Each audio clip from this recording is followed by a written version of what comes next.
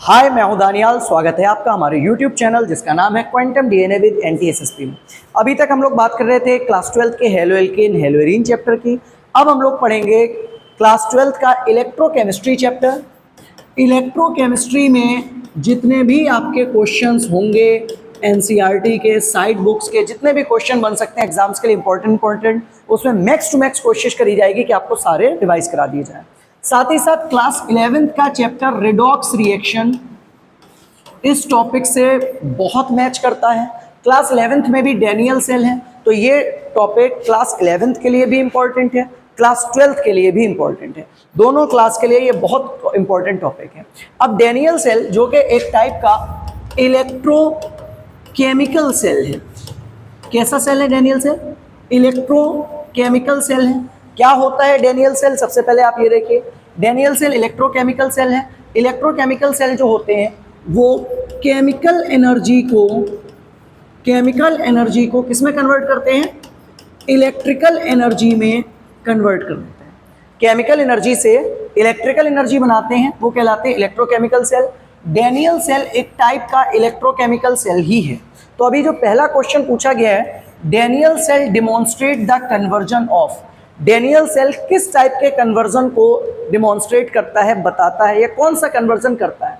पहला ऑप्शन दे रहा है हीट एनर्जी को इलेक्ट्रिकल एनर्जी में बदलता है। बिल्कुल भी नहीं, हीट से कोई लेना देना नहीं है इसका।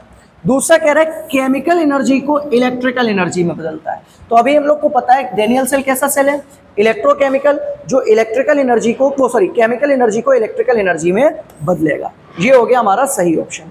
तीसरा कह रहा है electrical energy to chemical energy, ये इलेक्ट्रोलिटिक सेल होते हैं, तो ये हमारा गलत हो गया। मैकेनिकल एनर्जी को इलेक्ट्रिकल एनर्जी में बदलना, ये भी डेनियल सेल का कोई भी रोल इसमें नहीं है। तो डेनियल सेल का मेन काम क्या है? ये केमिकल एनर्जी को इलेक्ट्रिकल एनर्जी में बदलता है। सबसे इंपॉर्टेंट सेल है ये। वैसे क्लास 12 में बहुत से आप सेल्स पढ़ोगे, बहुत सी बैटरीज पढ़ोगे।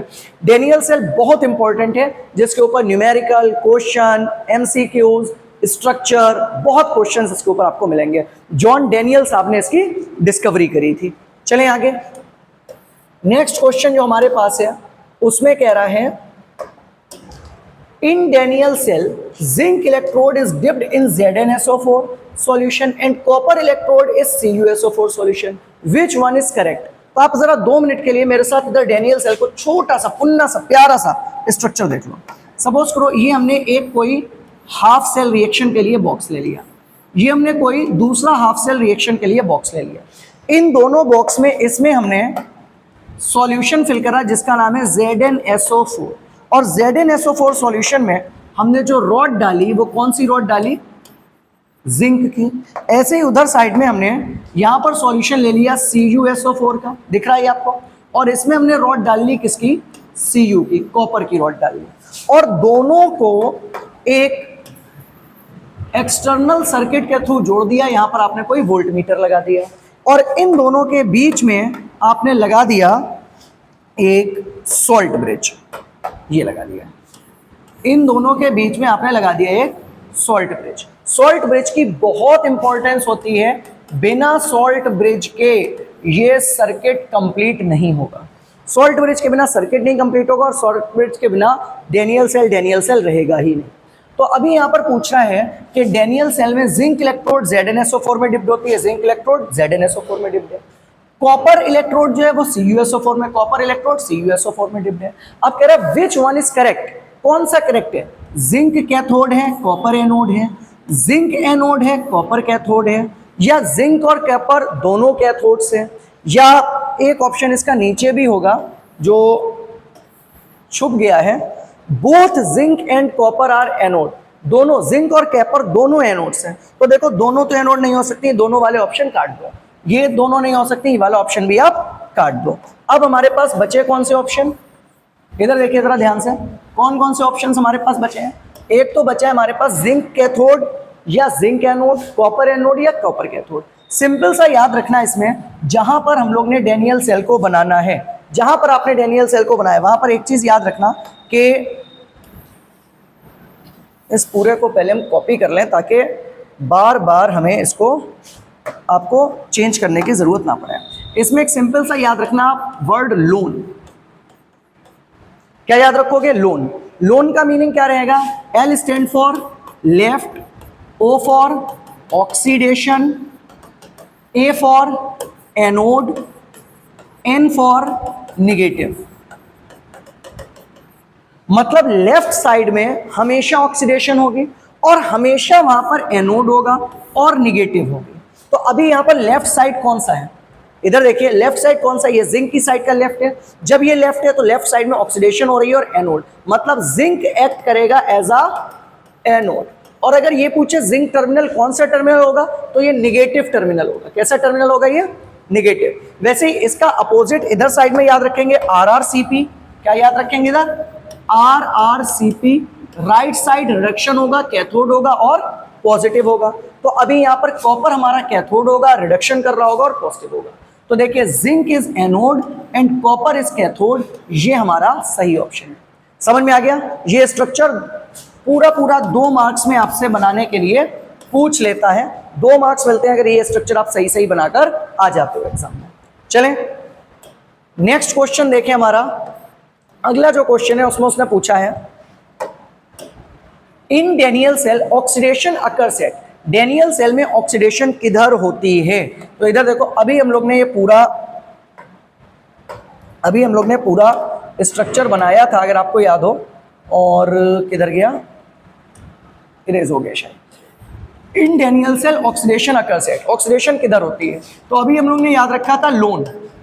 Loan means left oxidation anode, negative. जो हमारी ऑक्सीडेशन हो रही है वो कहां हो रही है? लेफ्ट साइड में हो रही है और एनोड पर हो रही है और नेगेटिव है। तो अब कह रहे हैं ऑक्सीडेशन कहां पर होगी? सीधे देख लो कहां पर होगी? एनोड पर। कैथोड पर हमेशा रिडक्शन होगी, कैथोड पर हमेशा रिडक्शन होगी, एनोड पर हमेशा ऑक्सीडेशन रिएक्शन ही होगी। ध्यान रहेगा ये चीज? कोई दिक्कत यहां तक? सीधे अगर यहां पर रिडक्शन पूछता तो हम कैथोड लगाते हैं।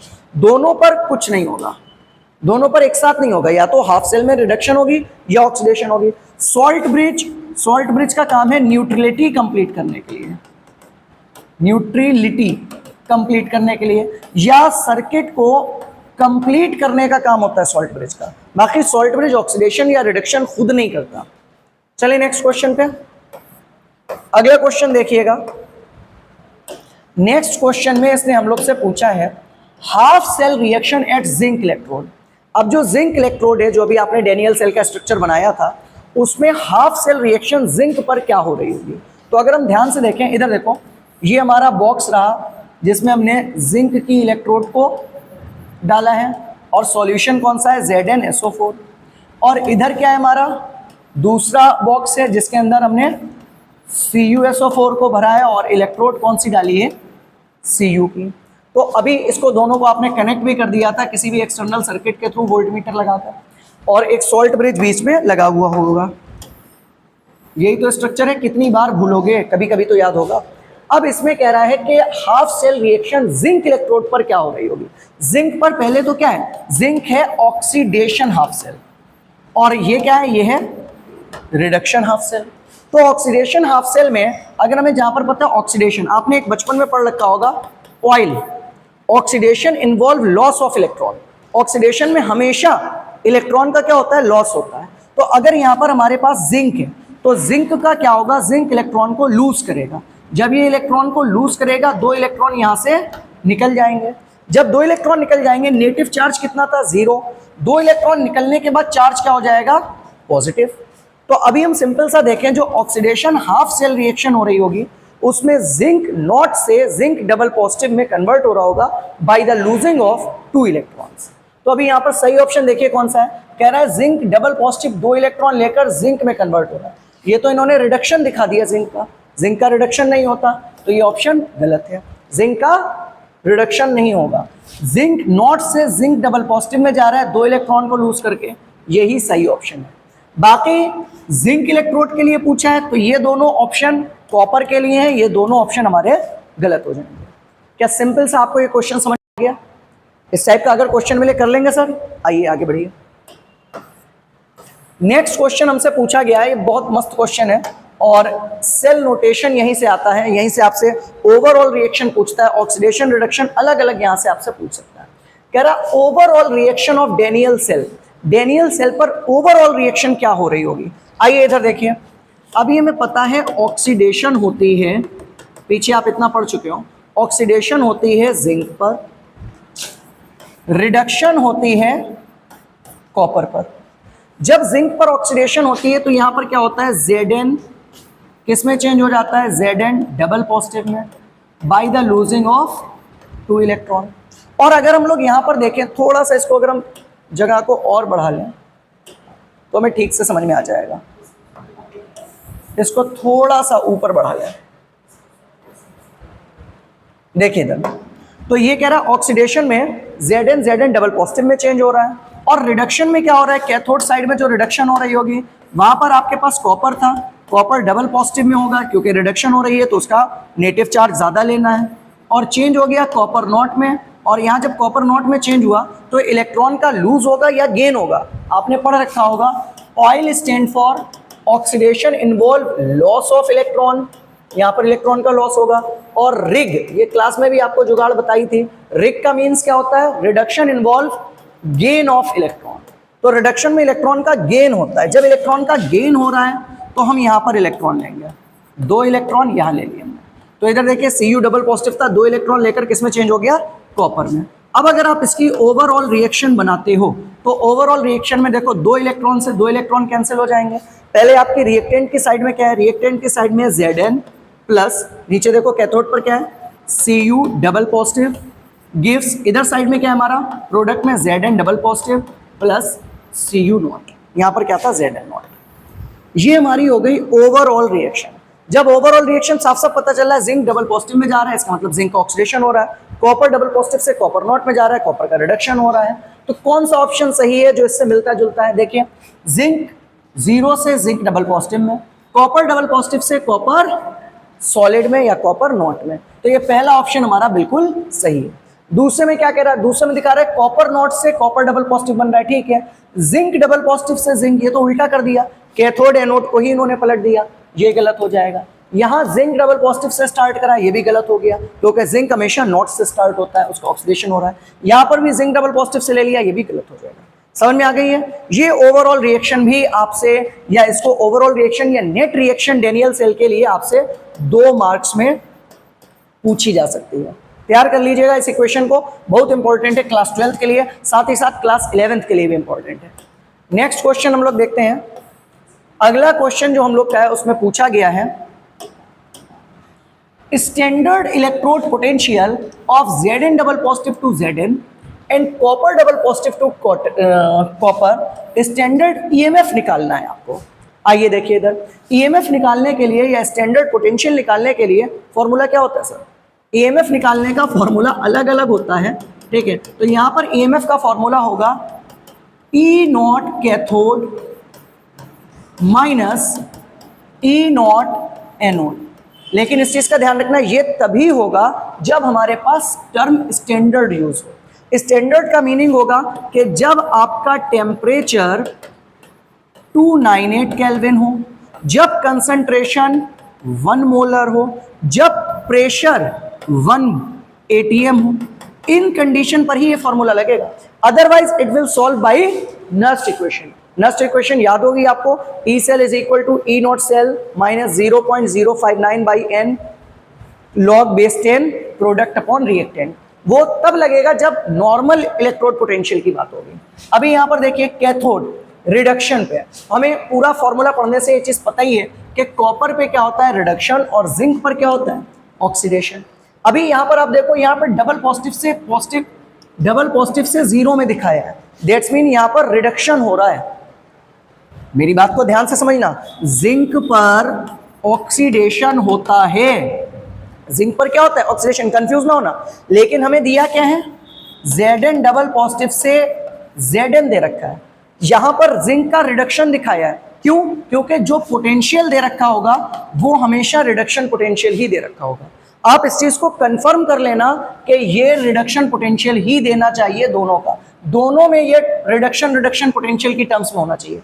इनकेस अगर यहाँ पर Zn से Zn डबल पॉजिटिव होता, मतलब ऑक्सीडेशन पोटेंशियल अगर ये ऐसे करके दे रखा होता Zn to Zn double positive, तब ये हो जाता ऑक्सीडेशन पोटेंशियल।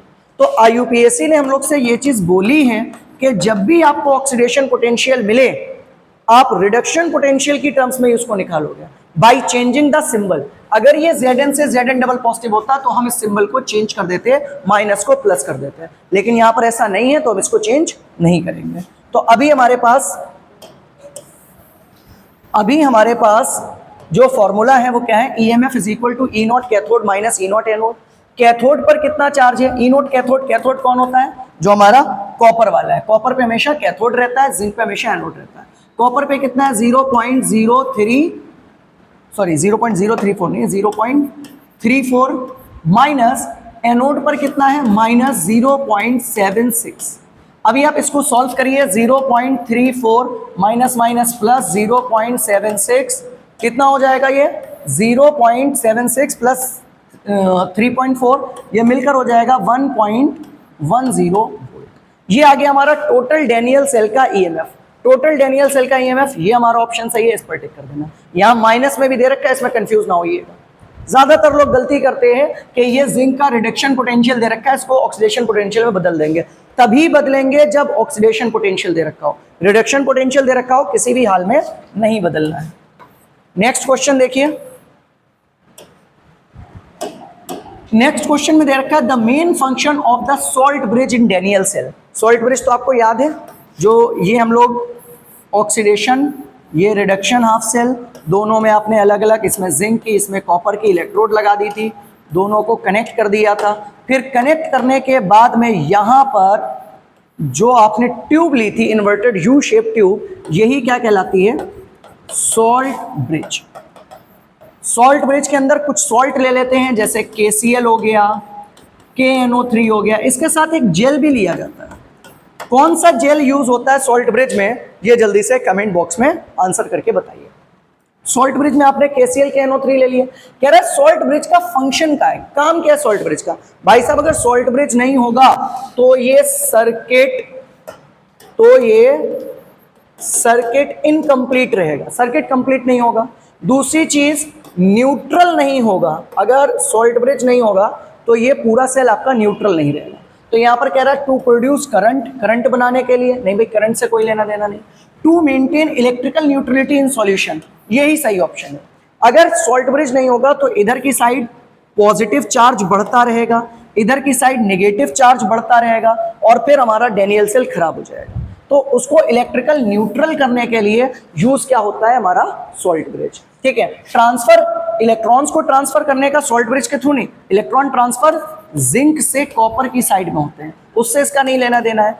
पोटेंशियल डिफरेंस को इंक्रीज करने में कोई लेना देना नहीं है, डैनियल सेल का फिक्स पोटेंशियल डिफरेंस है, तो उससे कोई चेंजेस नहीं है, सिर्फ यहाँ पर इलेक्ट्रिकल न्यूट्रलिटी का आप ध्यान रखिएगा। या अगर ऑप्शन होता सर्किट को कंप्लीट करने के लिए यूज होता है, तब भी हम लोग इसको सही ऑप्शन मानते हैं। नेक्स्ट क्वेश्चन है हमारा, जिसमें पूछा गया है if salt bridge is removed from Daniell cell, अगर डैनियल सेल से सॉल्ट ब्रिज को हटा दें, EMF बढ़ जाएगा, EMF घटकर 0 हो जाएगा कुछ देर के बाद में, या रिएक्शन तेज हो जाएगी, या रिएक्शन बिकम्स इरिवर्सिबल, के कॉपर से लेकर जिंक की तरफ इलेक्ट्रॉन्स का ट्रांसफर होने लगेगा। क्या होगा जल्दी से बताइए तेजी में। अगर सॉल्ट ब्रिज को हटा दिया जाए तो क्या होगा। देखो सॉल्ट ब्रिज का काम अभी आपको पता ही है, यहाँ पर यही तो था डैनियल सेल।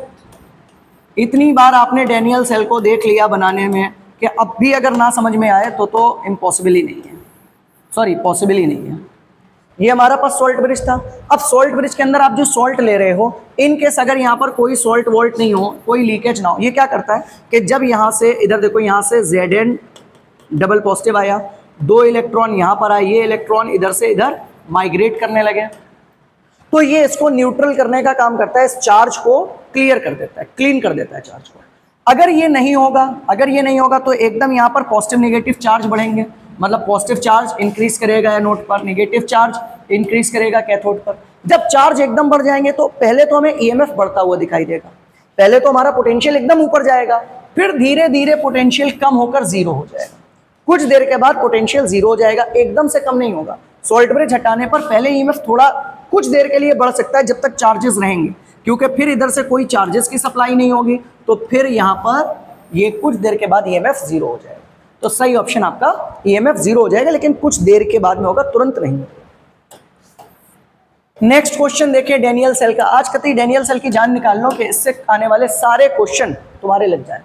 कह रहा है in Daniell cell electrons flow. Daniell cell में इलेक्ट्रॉन किधर से किधर फ्लो करते हैं। फिर से देखो, ये हमारा कैथोड, ये हमारा एनोड साइड, इसमें आपने लगा दी जिंक की रॉड, इसमें आपने लगा दी कॉपर की रॉड, दोनों को आपने कनेक्ट कर दिया वोल्ट मीटर के थ्रू। जब यहाँ पर जिंक, इधर देखो जिंक में क्या हो रहा था, जिंक चेंज हो रहा है Zn डबल पॉजिटिव में और 2 इलेक्ट्रॉन को लूज कर रहा है। मतलब यहाँ से ये नीचे की साइड में Zn डबल पॉजिटिव आ रहा है। जब नीचे Zn डबल पॉजिटिव आ रहा है तो इलेक्ट्रॉन कहाँ एक्यूमुलेट हो रहे होंगे, ये इलेक्ट्रॉन एक्यूमुलेट हो रहे हैं, ये इलेक्ट्रॉन इधर से ट्रांसफर हो रहे हैं और ट्रांसफर होकर जा कर रहे हैं कॉपर की साइड में 2 इलेक्ट्रॉन जा रहे हैं। तो ऑक्सीडेशन जिधर होता है उधर साइड से ही इलेक्ट्रॉन, आपने पढ़ा है ना, ऑक्सीडेशन में इलेक्ट्रॉन लूज होते हैं, ऑक्सीडेशन में इलेक्ट्रॉन का लॉस हो रहा है। तो जब यहां से इलेक्ट्रॉन का लॉस हो रहा है तो इधर साइड में गेन हो रहा है, तो जिंक से निकलकर कॉपर की तरफ जा रहे हैं, सिंपल सी बात है। तो from copper electrode to zinc, नहीं भाई कॉपर से नहीं निकलते हैं। दूसरा कह रहा है from zinc electrode to copper electrode through external circuit. तो ये किसके थ्रू जा रहे हैं, एक्सटर्नल सर्किट के थ्रू जा रहे हैं, जिंक से कॉपर की तरफ जा रहे हैं। बिल्कुल सही ऑप्शन हमें दूसरे नंबर पर मिल गया। कैथोड से एनोड की तरफ नहीं होता। सॉल्ट ब्रिज का इलेक्ट्रॉन के फ्लो में कोई रोल नहीं होता। समझ में आ गया आपको, सिंपल सा, कोई दिक्कत, कोई दिक्कत नहीं। आगे बढ़ाइए। लास्ट क्वेश्चन आज का, और जिसमें हम लोग से पूछा गया है कि Daniell cell is used as, Daniell cell का किस चीज में यूज करते हैं। यहां पर 4 ऑप्शन है। Primary cell producing electrical energy, secondary cell for storage purpose, या इलेक्ट्रोलिटिक सेल को नॉन स्पॉन्टेनियस रिएक्शन में यूज किया जाता है, या डिवाइस है इलेक्ट्रोप्लेटिंग के लिए। सारे ऑप्शंस को देखिए, पूरा क्वेश्चन पढ़ने के बाद में, सारे क्वेश्चन सॉल्व करने के बाद में ये क्वेश्चन आपसे बहुत आराम से हो जाएगा। कमेंट बॉक्स में इसका आंसर करिए और बताइए डैनियल सेल आपको समझ में आया या नहीं आया। इलेक्ट्रोकेमिस्ट्री पर नेक्स्ट वीडियो में हम लोग मिलेंगे कल, लेकिन तब तक के लिए पूरी वीडियो को देखिएगा, वीडियो को अपने दोस्तों के साथ शेयर करिएगा, और सब्सक्राइबर हमारे ऑलमोस्ट 1000 के करीब होने वाले हैं। तो आपका बहुत बहुत शुक्रिया कि आप लोग ने इतना सपोर्ट किया, और साथ ही वीडियो को अगर शेयर करेंगे तो थोड़ा सा और सपोर्ट हो जाएगा। तो तब तक के लिए बहुत बहुत धन्यवाद, मिलेंगे नेक्स्ट वीडियो में। Thank you.